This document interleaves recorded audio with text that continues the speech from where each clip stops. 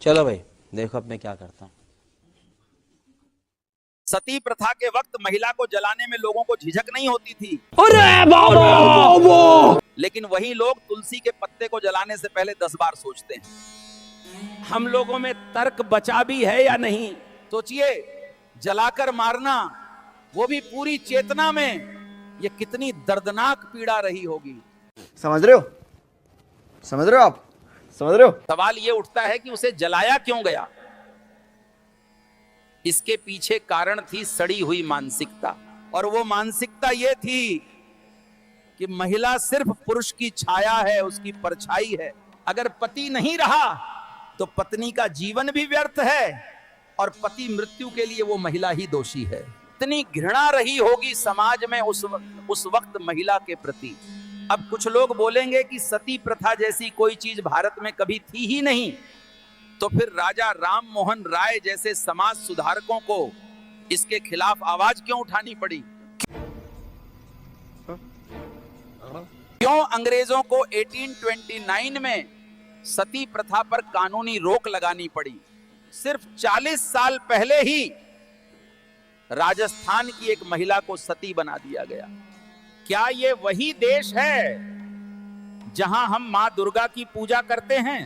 क्या भगवान शिव, जो स्वयं अर्धनारीश्वर हैं, क्या उन्हें हमारे इस व्यवहार पर गर्व होता होगा? उस घटना के बाद सरकार को मजबूरन सती एक्ट 1987 बनाना पड़ा।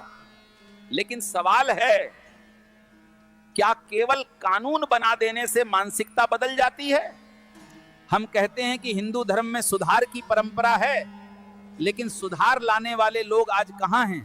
हम मंदिरों में देवी की पूजा करते हैं, तो मां दुर्गा के मंदिर में तो महिला पुजारी हो, वहां पुरुष पुजारी का क्या काम? शर्म करो, भगवान से डरो, भोसड़ी वालों, भगवान से डरो। देवी के मंदिर में अगर देवी पूजा नहीं करेगी तो और कौन करेगा?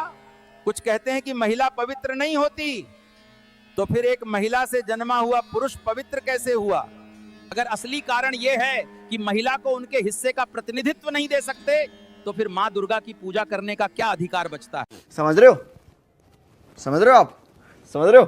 देश में आज भी करोड़ों महिलाएं घूंघट, पर्दा और असमानता में जी रही हैं, तो हम खुद को सभ्य कैसे कह सकते हैं?